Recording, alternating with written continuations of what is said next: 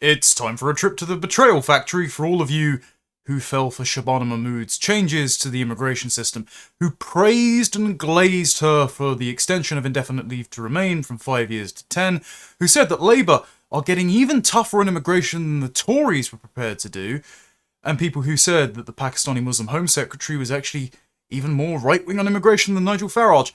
Spoiler alert, yeah, it was a Trojan horse the entire time to allow for illegal migrants to claim citizenship, and for, as was buried in the document at the time, though I suppose they should have attached some Subway Surfers footage so that some of you could have concentrated and read it long enough, a scheme that allows mosques and charities who receive money from the taxpayer to sponsor whole families to chain migrate over to Britain, get indefinite leave to remain, become citizens, and therefore become eligible voters for the Labour Party. This includes Palestinian students and all of their co-ethnics from other areas of the Indian subcontinent, the Middle East, and Africa.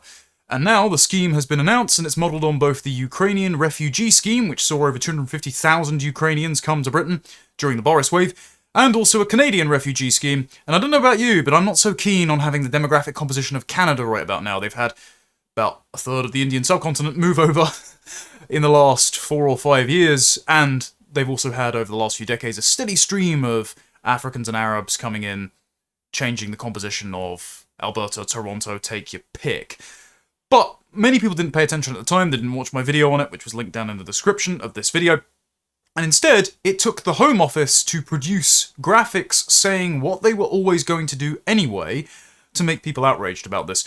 This was about 2 weeks ago now. The Home Office announced that new safe and legal routes for refugees are to come to the UK and will begin rollout in the autumn, giving genuine refugees a pathway to rebuild their lives. Our new community sponsorship scheme will allow approved groups to choose the refugees they sponsor, taking responsibility for their housing, integration, and supporting them into work. Trusted universities will be able to directly sponsor refugees through a new refugee study route. Universities in Manchester have already sponsored Palestinians to take charter flights from Jordan on full scholarships at taxpayers' expense to come over to study into the UK. I'm sure all of those resentful jihadists studying engineering won't result in a series of bombings at pop concerts and airports. Again, a new refugee work sponsorship route is expected to open next year. That certainly won't be a draw for a bunch of illegals to come over. All arrivals will have refugee status, undergo strict biometric screening, criminality checks, and health assessments before arrival to ensure support reaches those in genuine need. Yep, I'm sure it won't be exploited in the least. Numbers will start small and build over time, ensuring the routes remain controlled and sustainable while public confidence is restored in Britain's immigration system. The first refugee arrivals are expected by autumn 2027. Notice how, in the premise of this scheme, it is never scrutinised as to whether we wanted said refugees in the first place.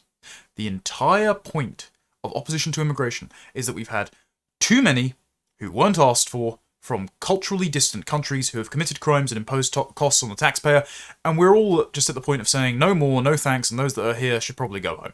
And instead, the government goes, how would you like more, just with the proper paperwork this time? No, no thank you. I mean, they've already lost count of over 50,000, so they're listed as absconded in government systems. 50,000 illegal immigrants who have just been allowed into the country, have disappeared from their accommodation, haven't showed up to their immigration hearing dates, very much like the American catch and release scheme, because the purpose of a system is what it does, and the system wants to pack us to the rafters with foreigners to grow the GDP regardless of how they got here, from which country, what their ill intents and sordid designs are for our wives, friends, and daughters. Regardless of all that, the government just wants them in the country. And you can tell that's the purpose, because of the 412,191 migrants whose immigration or asylum status is pending in the system, 201,926 were listed as not removable, which means they just stay here in legal limbo forever, and so we just have hundreds of thousands of people that have no right to be here, shouldn't be here, should never have come here in the first place, stuck in our country, living at taxpayers' expense, or taking money on the black economy, illegally working for Deliveroo, Just Eat, Uber Eats, Uber, and whose stay is subsidised largely by taxpayer benefits. So we just have hundreds of thousands of people in the country who are career criminals or welfare addicts. But don't worry, Shabana Mahmood redefines this as generosity. She posts the typical graphic saying, Britain has always offered sanctuary to those fleeing war and persecution. No, they're fleeing the squalid conditions of their home countries, which are a consequence of their own behaviour and culture. And instead, you're going to encourage them to replicate their culture here, because, unlike what people have said, this is not an act of betrayal, because she's never been one of us. She doesn't consider herself one of us. Instead, she just seeks to use the system to advantage her co-religionists, other Pakistanis, non-white, while also subversively self-identifying as English, to crowbar her identity into yours, so to ensure the system benefits her and the people to whom she actually has loyalty. And there are details of this plan published by the Daily Mail.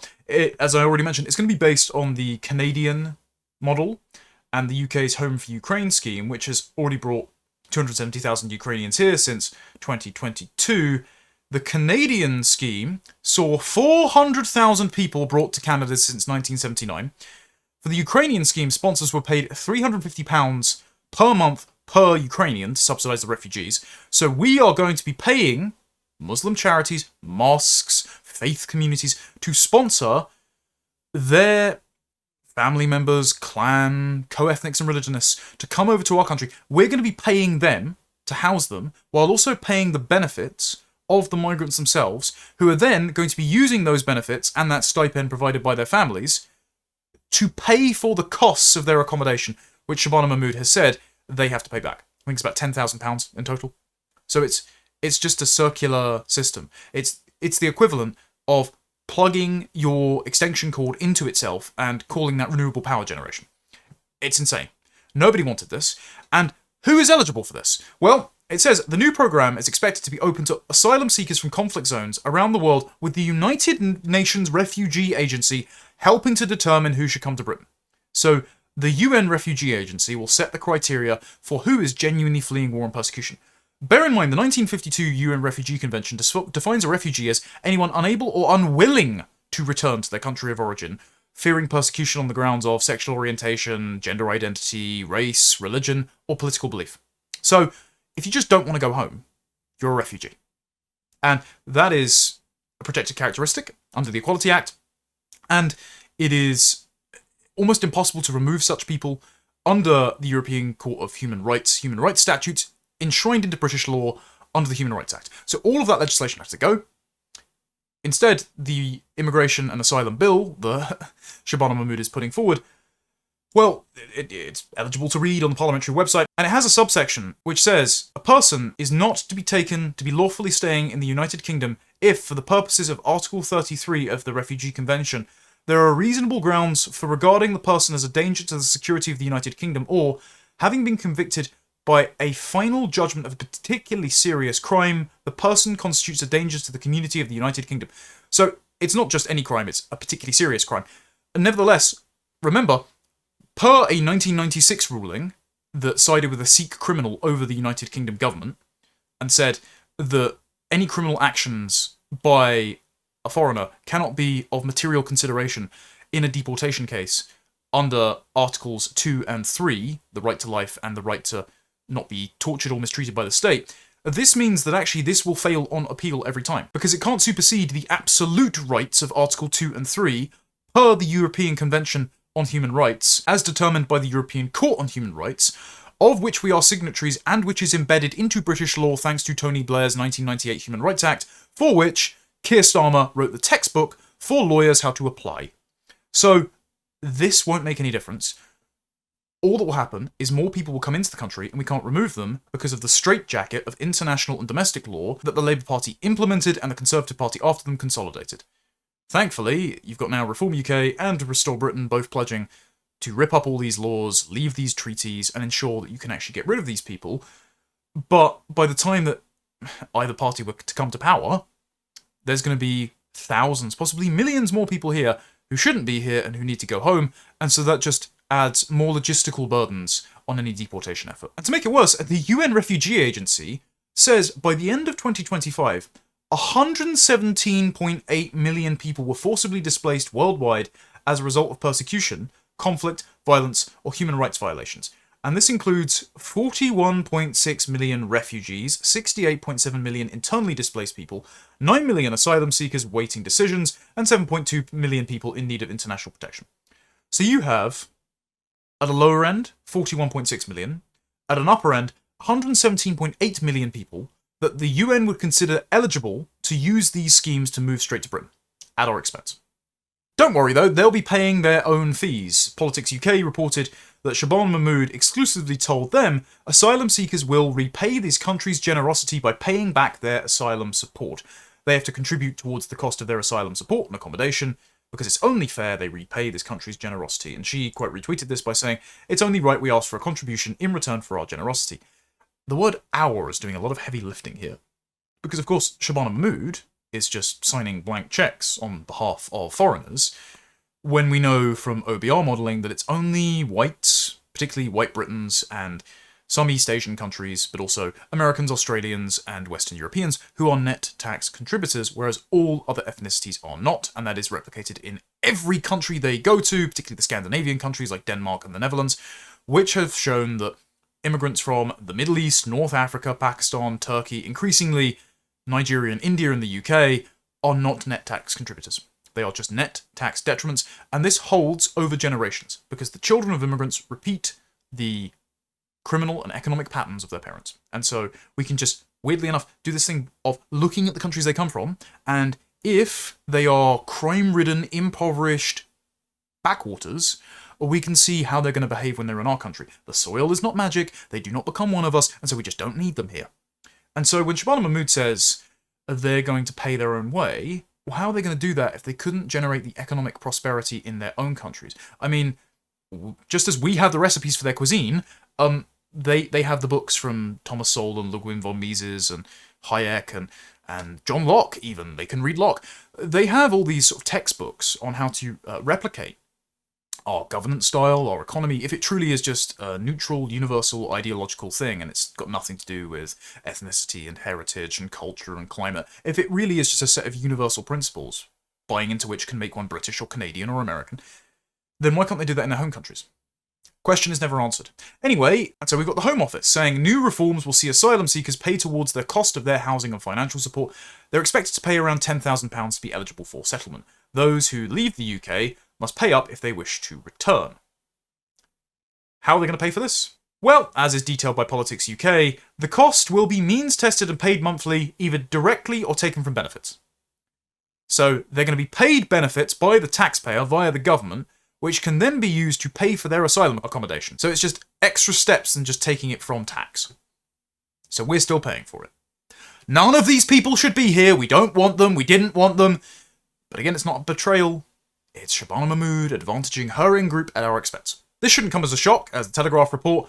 Migrants who use the European Convention on Human Rights to stay in Britain are going to cost the taxpayer at least £4.9 billion. Each asylum seeker costs £141,000 based on healthcare, education and welfare costs, and those are statistics from the far-right outlet, the Home Office, the one that's currently writing this policy, so it knows that the system is circular. What it's doing is trying to provide a sales pitch that people will fall for, they'll wear their fell for it again ribbons, to convince you to not get too angry about them bringing these people into your country. But you should be. You should be furious. And the reason you should be furious is because anger is the prerequisite to political action, and the political action is to close our borders indefinitely, ensure net negative migration for the foreseeable future, and to return all third worlders home. The Boriswave, anyone who's come on various asylum provision schemes, particularly this one, any foreign criminal, any illegal immigrant, all of them need to go. And then we would just live in peace. It would be wonderful. We wouldn't have Moroccans rioting in Edgware Road after France kicks them out of the football cup. We would have a veritable paradise filled with greenery and hedgehogs and red squirrels, and it would all be wonderful. There'd be rainbows in the sky, there wouldn't be all these machete attacks, it would be utter bliss. All we have to do is press the fix everything button and send them back. The researchers at the Home Office said this was an underestimate, by the way, because it didn't account for family members, writing, "It does not include the fiscal impact of dependents associated with the cohort." So the number is basically useless. So this is just the lowest possible ball. It's costing us 5 billion quid, which, as this article points out, is the same amount that Rachel Reeves sought to cut from the welfare budget last year, before the Labour backbench rebelled and she couldn't make the cuts. So this is just heaping up our own funeral pyre. It's just pallets of cash given to third worlders who want us dead, who want to take over our country. It's also just 1.3 billion shy of the original 6.2 billion cost of building Britain's 2 Royal Navy aircraft carriers, and works out as equivalent to a third of Starmer's defence investment plan. So we can't defend ourselves, but we're spending billions on welfare for foreigners instead. Seems like a great plan. I wonder why the Americans are sick to death of defending us, because turns out NATO wasn't designed to defend the British Isles that's full of Pakistanis, Somalians, Eritreans, and Afghan rapists. Also, as per every government department, the modelling itself has a bunch of false suppositions baked into it. It calculated that these migrants would start in low-paid jobs on a wage of £19,619 per year, which is not true. They're usually delivery cyclists, making much less, and only a third potentially unemployed. But costs to the taxpayer rise with age. Migrants are typically more economically active during their working years, while costs associated with healthcare, pensions, and wider public services accrue later in life. This just isn't true, though. And we know that the Boriswave is going to cost us about £465,000 per person if they get indefinite leave to remain by the age of life expectancy, which is 81. So this is a vast underestimate. And we also know this is an underestimate because it turns out most immigrants granted to stay under the ECHR are unemployed. So it's not a third who are unemployed, it's most of them not working.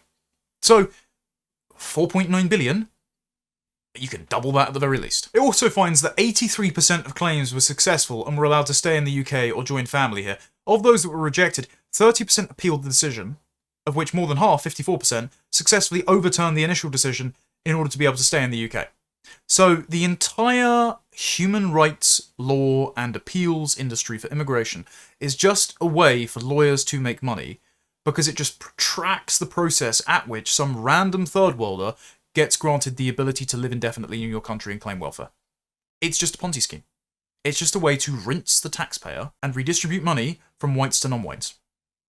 The entire British state is anti-white, it is anti-native, and it is designed to render us second-class citizens in our own country because they believe that countries which are far less successful than us, far more violent, are oppressed, marginalised, worthy of our assistance.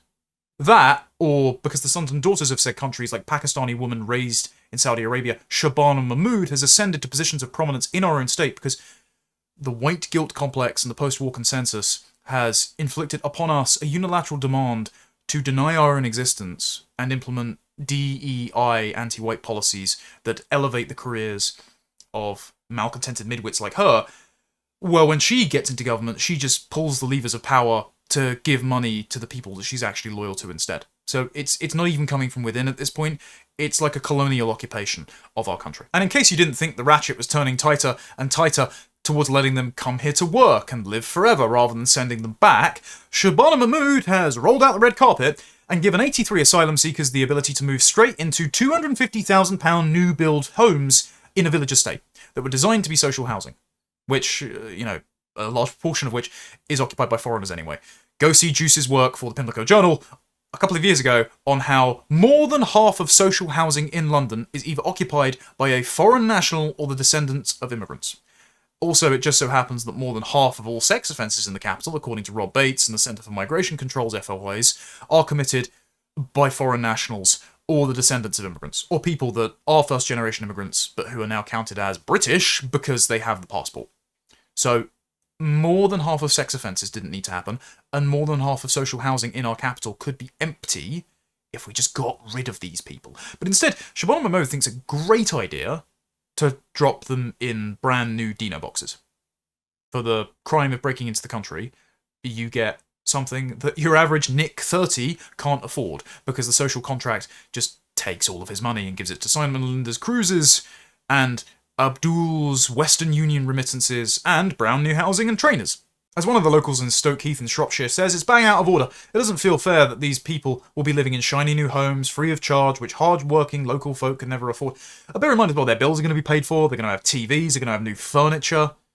And this is an uncomfortable thing to say, but it's not just that local amenities will be strained, because there's no new doctor's surgeries or dental surgeries, or even school placements should, God forbid, a family of 10 move into one of the houses. They've actually been complaining that the houses aren't up to scratch.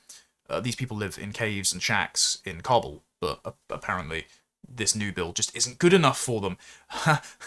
It's not like you should be grateful or anything. Anyway, another, Emma O'Sullivan, says, now we're being told they'll be used for asylum seekers and they're not part of social housing. We feel like we've been lied to. I've got 3 teenage girls and they're really worried. It's not who they are, it's how many there are. It'll overload the infrastructure. There are only 2 primary schools in the area, so if they're families, that's going to flood the primary schools. It's just, they're here, put up with them. Well, it is actually about who they are. As was raised at a local town council meeting, what is going to be done to satisfy the sexual urges of these grown men who are more violent and rapacious and who do not see women and children as having dignity like we do in this country? And it's a weird thing to raise, but actually a lot of our social structures, many of which have been broken down in recent years, have governed courtship and marriage and monogamy. And even in the Islamic world, there are very rigid social structures. They're mainly polygamous and involve the stoning to death of rape victims, but they do the same. And instead, these guys have had people smugglers market Britain as a kind of open-air brothel to them, where their bed and board will be covered, and where white women, like in all the porn films they're addicted to, are just willing and waiting for them to come over and claim what is theirs by right of conquest. What's going to happen when their expectations aren't met when they get here? And they shouldn't be met, just so you know. You've got Canadians, poor country. I know I've got Canadian viewers, so I really do sympathise. But you've got Canadian prostitutes making videos saying, I'm not going to service Indian clients anymore because they're too violent and creepy. So what's going to happen when these single men in their 20s and 30s from backwards, barbarous lands come over and have been sold a false bill of goods by the people they paid to bring them here, and then gratification is not easily accessible? Well, you're going to get obviously more sexual violence. The type that you've seen from the Afghan rape gang in Norfolk. The type that you've got from more Afghan rapists all across the country that have been abducting children into parks from the hotels themselves. Or the Eritrean, who sexually assaulted a 19-year-old girl with learning difficulties near Gatwick, I think it was. No, it was Heathrow Airport. Just an endless list of migrant crime that you know is inevitable. And the state, because it's pursuing a multicultural utopia, because it's trying to redefine our identity, because it thinks that we're all blank slates and all it needs to do is redistribute income and provide housing and provide anti-racist education and classes on consent. It thinks it's a tolerable state of affairs, transition period, the sort of violent birth pangs of this new egalitarian utopia coming into being. And I'm sorry, I'm just not willing to put up with it. And although Shabana Mahmood now claims that future rounds of asylum seekers, refugees, illegal migrants will not be eligible to be housed in new build homes, the ones that are in these homes, the 83 people that are going to these £250,000 homes, and I've seen the footage and they look luxurious and they look better than the place I live in, so I'm seething with resentment, they'll stay. So they're going to be rewarded for breaking into our country. And they'll be housed near your teenage daughters. A Home Office spokesperson told GB News new houses should never house asylum seekers. Earlier this year, the Home Secretary introduced robust processes to ensure new build sites like Stoke Heath can never be considered again. But it's already happened, and it's thanks not just to Labour, but actually to the Tories. So this is Shropshire Council. In 2021, they decided to, amidst decarbonising their homes and announcing a partnership between local government and national government to achieve net zero. Amidst all that virtue signalling, they also declared themselves a council of sanctuary, welcoming those fleeing violence and persecution in their own countries. We recognise their potential contribution to our country, emphasis on potential that never materialises, and also recognise that a comprehensive, coordinated and forward-looking approach is needed if the welfare of people moving into the country and community cohesion between new and existing communities are to be supported effectively. Yeah, it was Conservative controlled at the time, overwhelmingly. Traitors should never be forgiven. Shabana Mahmood is also banning other things, which is quite conspicuous. She's banning the housing of asylum seekers from being near schools and nurseries. Why would that be? If they really are just wholesome Chungus refugees who can integrate and assimilate and contribute, why would you need to ban them from living near schools as if they're on the sex offenders registry? Zia Youssef pointed this out. He's Reform UK's Home Affairs spokesperson, basically, according to the topping of the polls, Shadow Home Secretary. And he's written a letter to Shabana Mahmood saying the policy is effectively a formal admission that these unvetted foreign nationals being housed at the taxpayers' expense present a risk to British children. Of course, you wouldn't stop them from being around those children if they weren't. We've already had incidents before where parents were told by local police and teachers, yeah, we've spotted a few asylum seekers from the local hotel lurking around the gates, oogling the children. Try not to talk to the press about it, but it is happening. And then when they've denied it, when the press have gone to the local police and spoken about it, when they've seen the letters sent to the parents, you've then got footage of parents calling up the local hotel, talking to the girl on the desk, who said, yeah, we have had a few complaints about it, yeah. So it's happening, the government knows it's happening, and yet it wants to keep bringing these violent predators into our country anyway. It just wants to move them slightly away from schools and nurseries so that the horror stories that make the headlines that threaten to disrupt their project happen less frequently. Bear in mind, though, these guys are getting pocket money, and do you know what they can afford? Trains and bus fares. Not that they often pay them, they just bump the barriers and don't get chased down by the urban scarecrows from Africa and India monitoring the situation around the barriers anyway. So they can just go wherever they like, and they often do, and then they abduct children, and then they abuse them, and then their court-appointed human rights lawyer, who's usually a foreigner, paid for by the taxpayer, claims mental health exemptions and they don't get deported. This country is hell. We're living in hell. All of them have to go home. And I'm actually glad that Zia Yusuf is now on that page. Yusuf actually told GB News that every single immigrant that is brought in under this system will go home. It will be the biggest deportation effort the country has ever seen. Speaking to GB News, he said that not only will we scrap the scheme, but we will reverse it. No one Andy Burnham imports to Britain through this illegal scheme will be allowed to stay. We can't go on like this. The only safe and legal route I'm interested in is safe and legal routes for the British people to go about their daily lives, to go to work, for their daughters and the women and girls in their lives to be able to walk home safely at night without fear.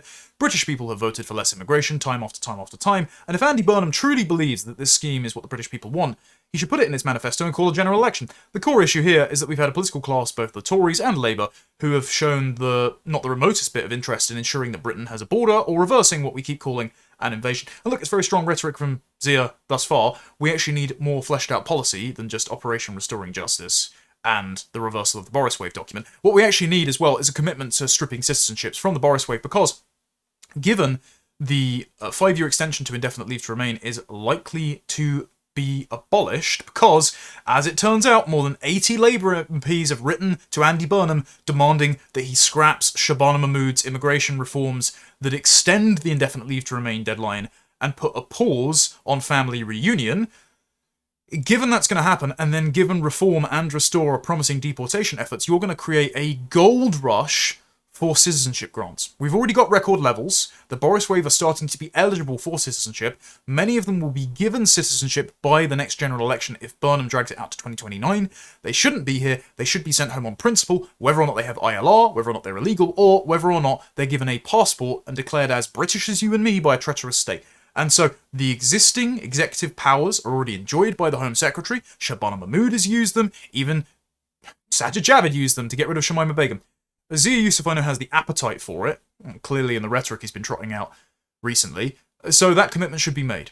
Otherwise, the Boriswave will not go home. And it's not just me, like crazy kooks online saying this, it's credible analysts like Charlie Cole, it's the likes of David Shipley, it's people in the reform orbit who are much friendlier with the party. I know I'm a critical friend and I've been harsh at times, but if we're all on the same page, it means that we must be getting something right, and so a commitment to reverse the Boriswave through stripping citizenships where necessary is the only way to proceed. Nigel Farage has made noise about this. He's also committed to reversing this in an uncharacteristically long post, giving examples like Deng Chong Majek, the illegal migrant who murdered Rhiannon Sky White, stabbing her 23 times with a screwdriver, or Mohammed Haroon, who raped a woman and told the judge that sentencing him, fuck England. It turns out that a third of Sudanese criminals in our prisons have committed sex offences. Shock. And he says that Mahmood wants to prioritise Eritrea, who, along with Afghanistan, has the highest per capita rate of sexual crimes in our country, and, of course, Palestinians who hate Britain, resent it for handing over the mandate to Israel, and would quite like to repeat on October the 7th against white people, so I'd rather not.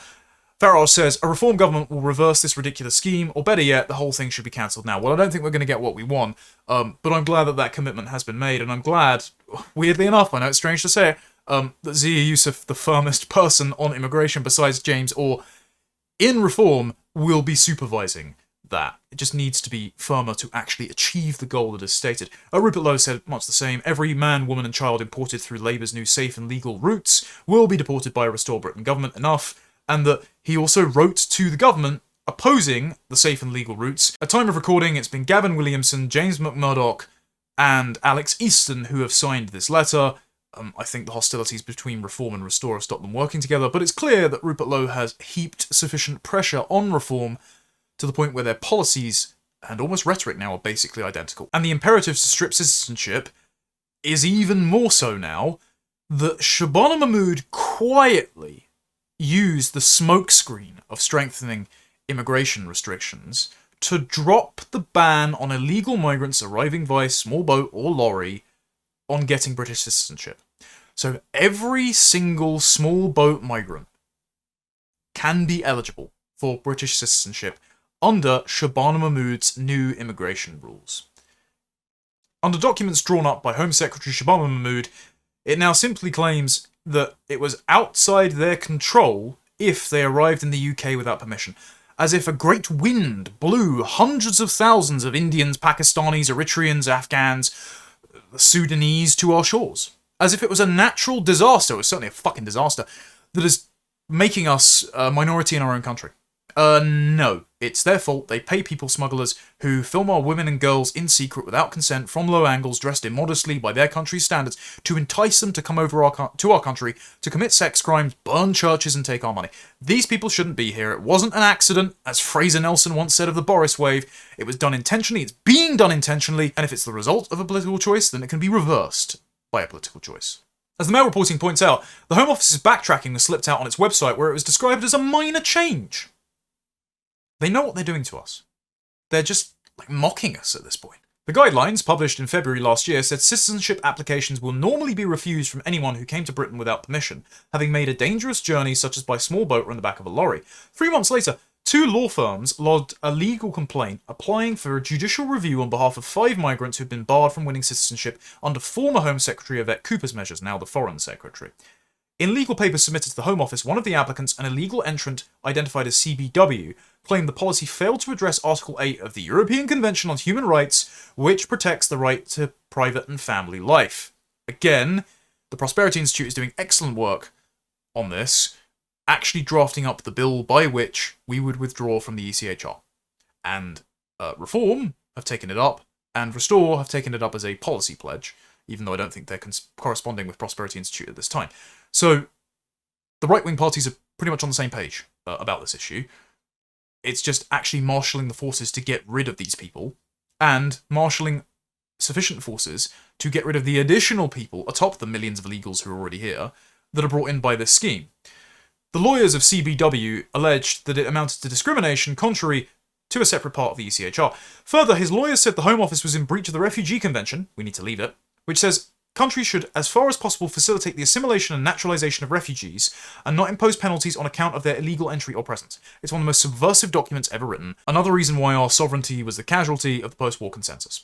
In April this year, Shabana Mahmood quietly published a new version of the rules which ditched the blanket ban on applications by small boat migrants. So she wants them in the country. Forever. She wants them to be as British as you and me. The new rules say it will normally be appropriate to disregard overstaying, illegal entry, or arrival without a required entry clearance or electronic travel authorization having made a dangerous journey where it was outside the person's control. This includes, but is not limited to, where there is reliable evidence that a person was trafficked into the UK. And of course, they're all going to use modern slavery laws to claim that them paying a people smuggler amounts to involuntary trafficking. So they're going to game the system because the entire human rights apparatus is a grift engine that knows how to game the system and squeeze money from the taxpayer, because it wants to increase the share of the non-white population on ideological grounds. The Home Office capitulated in the High Court, judicial review, and was ordered to pay the costs of 4 of the 5 applicants. So our taxes have gone on the legal fees for 4 illegal migrants out of 5 who want to get citizenship in this country so that they can claim benefits forever.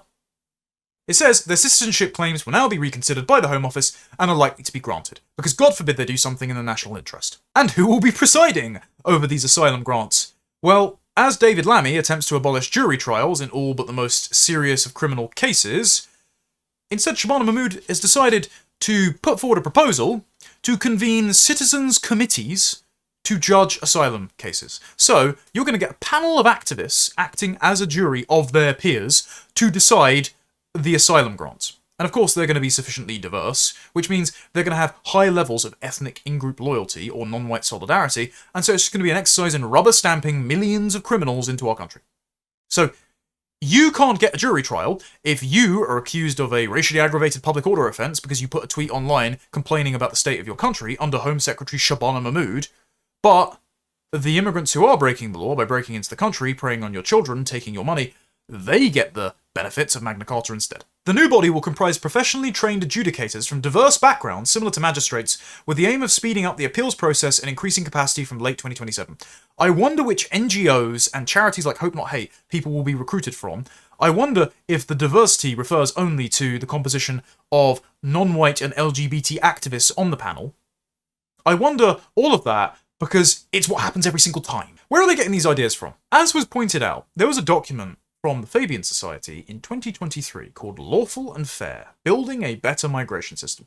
Better for who? Well, the incremental socialist revolutionaries who wear sheep's clothing despite being wolves over at the Fabian Society. It was published in June of 2023, and it says on page 2 that the British public want a sensible, workable, middle ground solution, a fair and lawful migration system.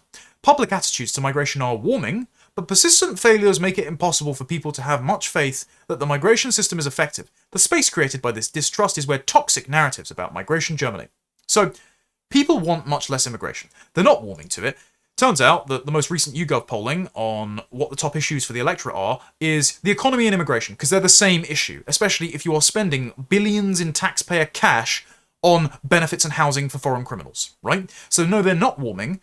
Loads of people, as we've seen from a democratic resilience report from Dame Sarah Khan of Hope Not Hate and Raiku fame, it's about 33% of the public support remigration.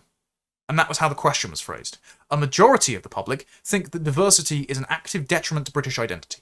So no, they're not warming to immigration, you're just fudging the numbers for your own revolutionary agenda. But what the Fabians mean by all of this is they want to manage public perceptions to ensure that the immigration system increases and continues. They want to make it sustainable rather than stopped, and so all they want to do is change the PR around the system.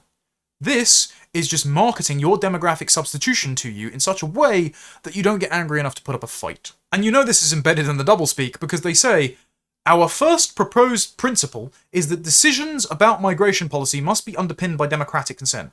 Brilliant, you're sending them all home, are you? Because that is the majority position in this country. And funnily enough, I think you're not actually interested in reflecting the majority position of the country.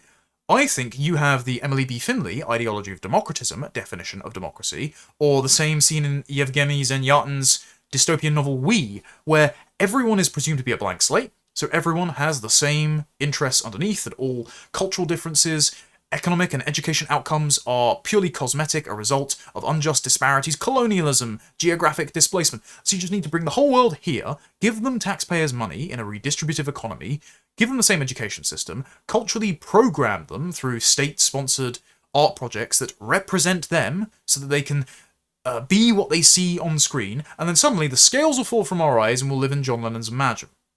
And so democracy is just an exercise in stripping back all of the inequalities and divisions and bigotries that they think cause people to vote differently, to cause people to vote for racist populist parties like Reform and Restore, and ensure that everyone makes the same choice, that they vote in favour of the freedom and equality parties, the Uniparty, that all agrees on the blank slate ideology, because of course they've already defined that to be human anthropology. So if we all have the same anthropology, we all have the same interests. And if those interests diverge, that is only proof of oppression in the system that Fabian socialists must eradicate. Through legal revolutions, through policy, through public advocacy, and through documents like this. Like, how do we know that they're doing this? They're just saying it in front of cameras and publishing it on their fucking websites. And so it shouldn't shock you to find that the Fabians consider deportations and remigration to be beyond the pale. So they don't care about democracy as in the will of the voter. They care about what is in the interests of freedom and equality as defined by Enlightenment ideologies like liberalism and socialism. Because they say, Decisions about migration policy must be underpinned by democratic consent. It is legitimate to make decisions about migration policy, including who is admitted to the country, based on the values and interests of the UK population, aka what we define to be your values and what we define to be in your interests, not what you say those are yourself. Quote, in a representative democracy, this does not mean that everyone must support every policy, nor that every policy must command a majority. Oh, shock.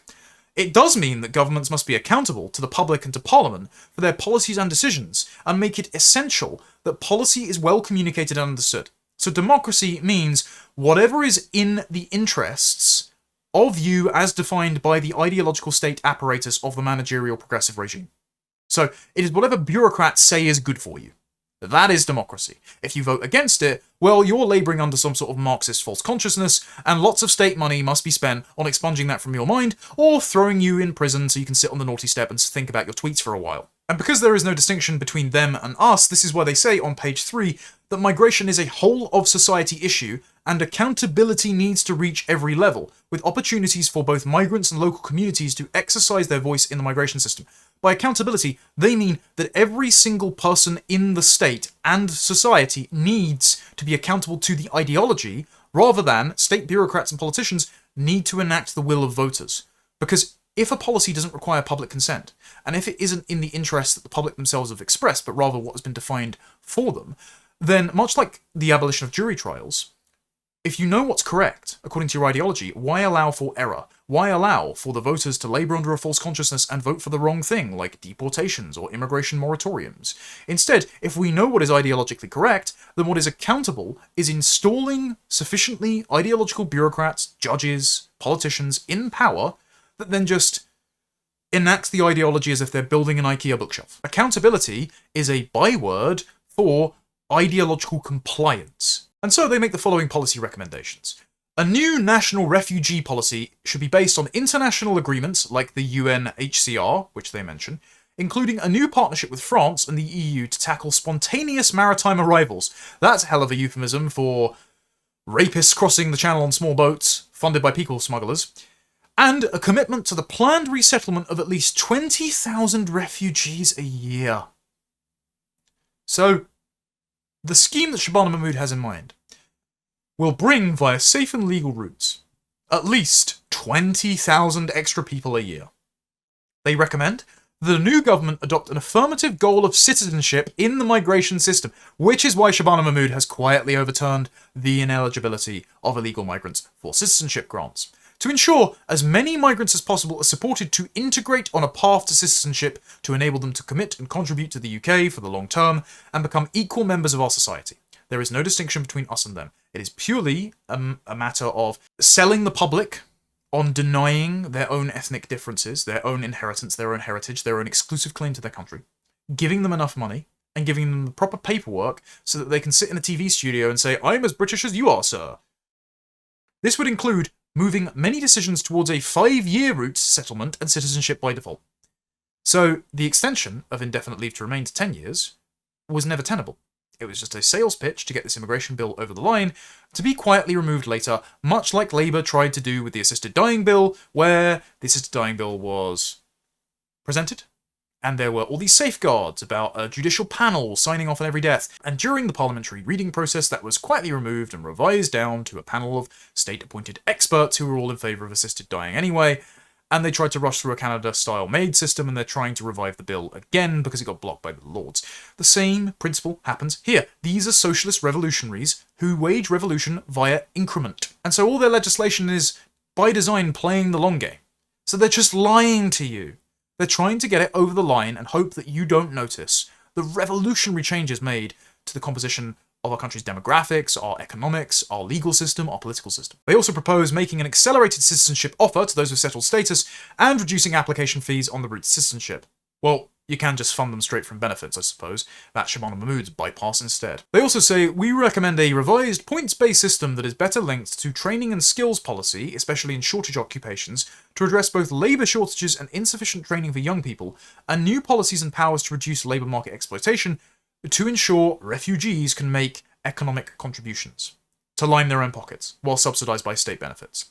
The principles, accountability reforms, and policy goals provide a framework for a fair and lawful migration system to the UK, one that will meet the needs of the country, and that the country can have confidence in, that is fair to migrants and meets our responsibilities to refugees, we shouldn't have any, that gives local communities more say, aka the communities, the ethnic groups from which these people come that want more of their people in our country at our expense, and that allows migration to contribute to building the economy we want for the future, as well as solving problems in the country we have now. So more taxes spent on training up migrants in occupations that they either don't have the prerequisite qualifications for, or which native Brits are already trained for, and whose labour is undercut by even more foreign labour in the country. Big business is just rubbing their hands together at the thought of labour costs being depreciated even further, and of property asset prices increased by the amount of stress put on housing. By restoring public confidence in the system, we can get past the current us versus them rhetoric. Again, comes back to the blank slate. Their premise is that we would all be equal if you stopped noticing differences. So all they've got to do is censor and lie and take your money and spend it elsewhere to ensure equality is the outcome so you can't complain. This is all about expectation management. In their minds, flooding us with millions of foreigners wouldn't matter if they just did it in an orderly manner. They say on page 6, migration policy is about the people societies admit, how they're treated in the process, the opportunities they are permitted, and how quickly, to what degree they become us. No, it's about whether or not the recipient nations want it and we don't. But, of course, preventing it isn't on the table for you, because your revolution would be halted in its tracks if it was. Handled well, migration provides social, economic, and international benefits to our society, as well as to the migrants who join and become us. Handled badly, it can cause division, political polarisation, and a mismatch of benefits and costs between communities or places, as well as directly harming the well-being and prospects of migrants themselves. Yeah, if you gave like 1,000 Japanese engineers to the UK, I don't think people would complain. But the millions of third world rapists and tax dependents, that tends to cause a problem. But because you believe in the blank slate, because you believe in pure rank materialism, you can't draw those distinctions, so actually your immigration policy will always cause division and ethnic tensions and civil unrest and crime and violence. But you aren't willing to admit that. You're just trying to do the definition of insanity, which is the same thing over and over again, expecting a different outcome. And also, the premise is wrong. They cannot become us. Rare exceptions for friends or adopted family members in mind, people never assimilate. They do not integrate. They live according to their own habits, culture, customs, their inherited ways of being. They recreate the conditions of their failed home countries in our country, and I just don't want them to do that at my expense. I would like to live in a country that is recognisable to me and my daughters, thank you very much. The Fabians go on to suggest that the UK migration system should be reoriented around 3 new policy goals: international cooperation, social benefit, and economic contribution. So it's all sophistry, because social benefit is defined as an expedited route to citizenship and income for the migrants themselves, so that they can be counted as administratively British. As if conferring the proper paperwork on them changes their biology and rewrites human nature itself. They also believe in a socialist command economy, so economic benefit is just, again, plugging your extension cord into itself and printing money to then give to these foreigners so that they spend it in shops, so you have a recursive GDP loop, while increasing the national debt and not actually being productive. And then international cooperation just means further tightening the straitjacket of international law that deprives us of our sovereignty and subjects us to unspeakable crimes by men who never needed to be in the country in the first place, but who we can't remove because of human rights or something. As they say later, the UK is a democracy with a commitment to individual rights under the law. This is the basic standard against which our migration system should be judged. Policies which are themselves unlawful, or which would lead to unlawful infringements of individuals' rights, should be ruled out.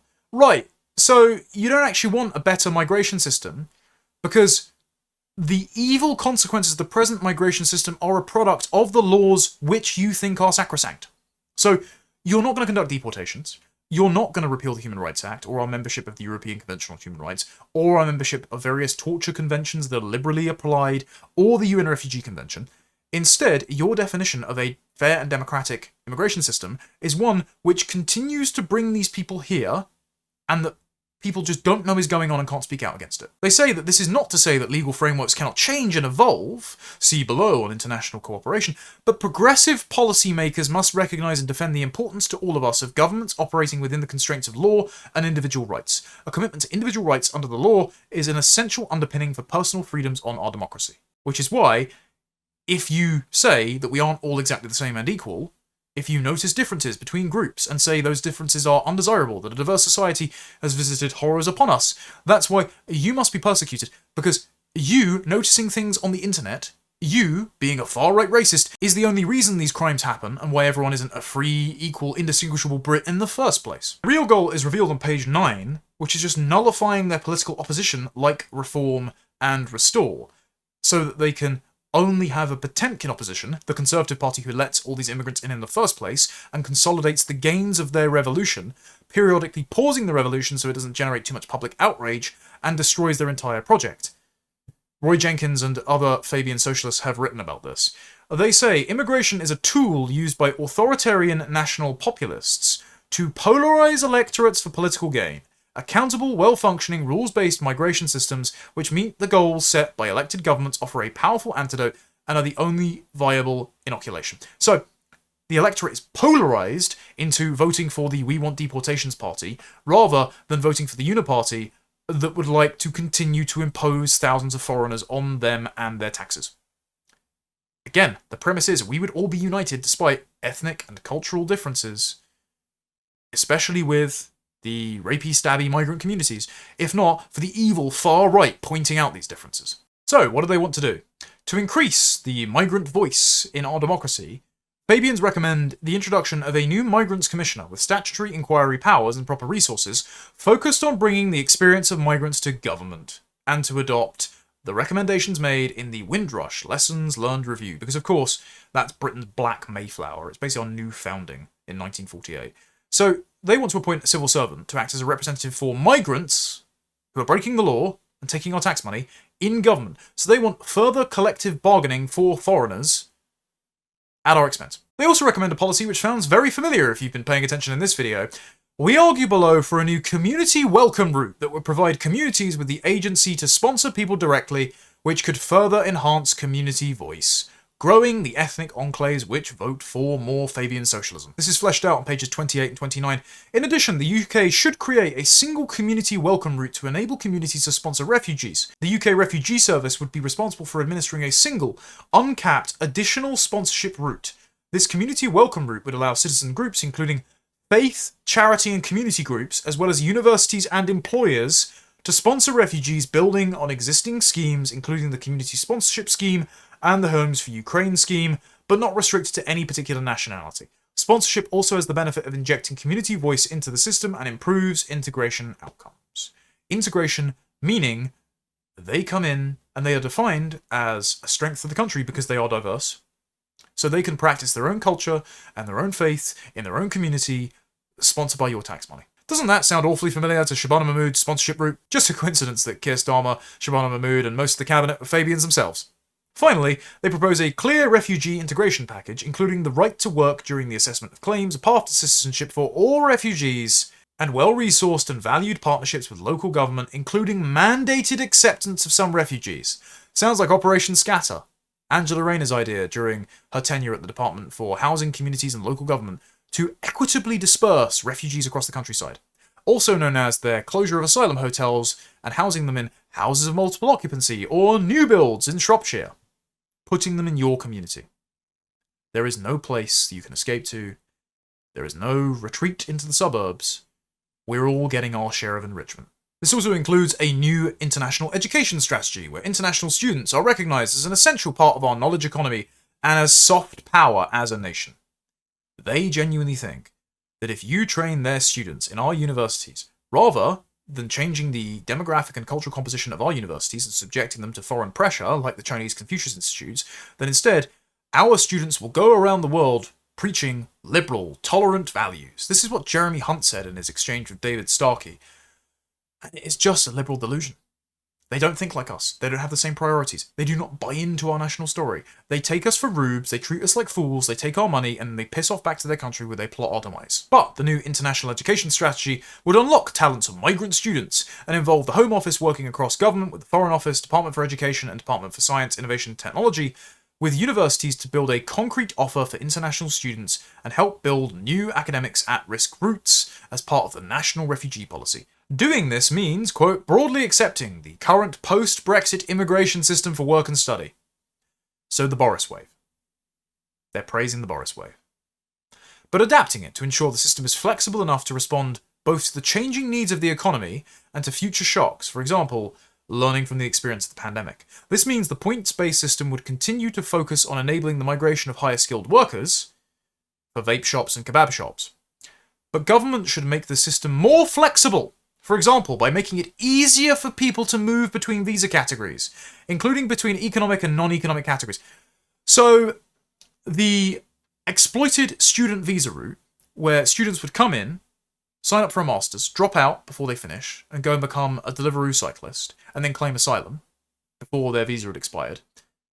That route, which was cracked down on by the Conservatives as they were going out of office, thanks to the work of Neil O'Brien and actually Robert Jenrick for the Centre for Policy Studies, the Fabians advocate for making that easier, not harder, than it was before the crackdown. So people could just move between visa routes, because of course the goal is just to have people game the system to stay here forever. It's not about what's in our national interest. It's about putting more migrants in the country that will vote for a larger state. And they propose a new immigration rule to offer settlement after 5 years in the UK on any visa with a fee waiver for ILR applications. So make ILR even easier. I wonder if we'll see that smuggled into the legislation after Shabana Mahmood waters down the 10-year ILR recommendation. Also, on pages 20 to 21, under Structure and Resources, the Fabians recommend 2 major changes to refugee and asylum determination and to integration policy. First, we support transferring functions and budgets for refugee and asylum determination to a new body, the UK Refugee Service. So, an unaccountable bureaucracy designed precisely to maximise the number of people that can come into the country as refugees.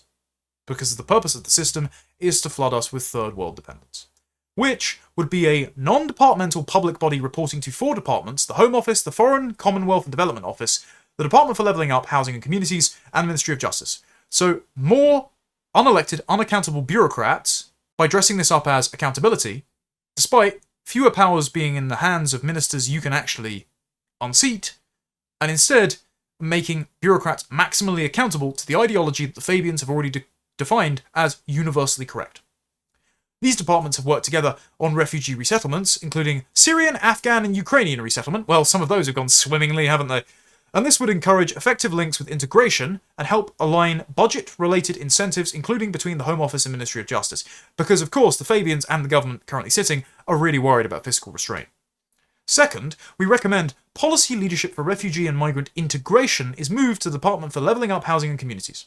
The department, supervised by Michael Gove, which drafted the anti-extremism definition, which focused myopically on the far right, which was partnering with Dame Sarah Khan, and which was previously overseen by Angela Rayner, who was prostrating herself in mosques, begging Muslims not to abandon Labour over Gaza, and for associated budgets and responsibilities to be devolved to local, regional and devolved administrations. So further devolution. Further shell games with public money, when local authorities are already going bankrupt. All this does is make the modus operandi of multiple government departments importing families from the third world, and placing an obligation for local authorities to spend more money on ensuring that asylum seekers and refugee families integrate. Basically, that they are paid to be housed in little enclaves of their co-ethnics and religionists. That they have housing within walking distance of a mosque. And on page 23, under the subheading, New Goals for Migration Policy, they say, we recommend the UK takes a global leadership role in improving the safety and security of migrants. So yet again, the locus of concern is always on the migrants, not the people who are native to this country and have no other to go to if things get worse. And on page 24, it says that policy should catalyse and accelerate the process of migrants becoming us, joining our democracy as equal citizens with equal rights as quickly as reasonably possible. It is liquidating the concept of a native British people. And so, this is their entire project. To deny you of a claim to your country so you cannot contest what is being done to it. They see you as the impediments to their ideological project and nothing more. And then, the final insult, the primary economic goal of the migration system should be to ensure that existing UK citizens benefit from the talents newcomers bring and the wealth they generate, while also improving, not undermining, the economy we want to build for the future. The immigration system should aim to create economic growth, incentivise training and investment, and protect workers' rights. It's literally that we need the doctors, lawyers and engineers for the GDP argument. This was rebutted by the 2015 migrant crisis, the Boriswave. all of the sexual crimes committed by said fake asylum seekers. But reality doesn't matter. It's just a sales pitch to get you to give up your country without any resistance. Oh, and remember when we asked about fiscal sustainability? Well, of course, we shouldn't want people that are going to exploit a system to be taking money, because, of course, that would mean that it's not sustainable, right? Well, on page 32 it says, just smugglers in there, we would support an immediate directive, so a statutory obligation, to the DVLA, landlords and NHS and financial regulators to stop barring migrants from services according to potentially erroneous irregular status labelling. Government should also ensure access to physical proof of status. So you can get a driving licence or your L plates, NHS treatment, access to housing, bank accounts, regardless of how you got into the country. Because whether or not you paid a people smuggler to break in to sexually assault a child, or you got your paperwork in order and you came over as a Japanese businessman, doesn't matter. You should have equal access to the same services. But unfathomably, there are still some people that are willing to wear the fell for it again ribbon. Like Tim Stanley. And again, I've met Tim. He's a nice guy. But he has a total blind spot, like a bleeding heart, because he is an ex-leftist and an ex-Labour voter. When it comes to immigration, he says the refugee sponsorship scheme sounds promising. A capped, safe and legal route, sponsored by private citizens, less pressure on communities, and if, like Canada, speeds up employment. Okay, employment in their own businesses, which service their communities, which build their demographic strongholds, to have an influence over our politics, which is how you get the sectarian Islamic MPs that you've been debating live on the Daily Tea, Tim, whose anti-Semitism you care about, Tim. Combine this with reducing boats and it's a better balance. A wall with a gate in it. Yeah, if that wall's been busted through by the fucking Kool-Aid man. The only glimmer of good news among all of this is that delivery companies might finally get fined £60,000 per illegal worker. So Uber Eats, Deliveroo, Just Eat might finally be forced to carry out right-to-work checks from October. And that's fine. I support this. But does this mean that the migrants themselves caught working illegally will get deported? No! It means that they're just going to go and start working for their own ethnic groups' businesses. And we know that these shady businesses like Turkish barbers and vape shops are working with the smuggling gangs to facilitate the trafficking of people into the country. They act as hawaladars, dirty money laundries for Muslim countries, like Pakistan and Afghanistan. So we know, the National Crime Agency know, trading standards know, all these illicit businesses are connected to organised crime, international people smuggling, and illegal migrants. And nothing is done, because the government don't want to do anything. So, how do you fix this? Reverse the entire scheme. Scrap it from day one if you are the next government. Place all of these countries that are providing us with sex criminals and benefits dependents on a permanent red list for all legal migration. And that includes Pakistan and India. India are deliberately, demographically gerrymandering our country and siphoning off our wealth in remittances, while being scornful towards us for the injustice of our empire, bringing them running water, the wheel, and banning widow burning. And you just have to send all these people home, whether or not they have citizenship, ILR, or they're in indefinite limbo as regards to their legal status. The piece of paper they have doesn't matter, they just shouldn't be here. And the party that promises to do that and produces a workable, plausible plan and commits to it in their manifesto will win the large share of the electorate, larger than any share that any single party is currently polling at, that says remigration must happen to save our country from the brink of total collapse.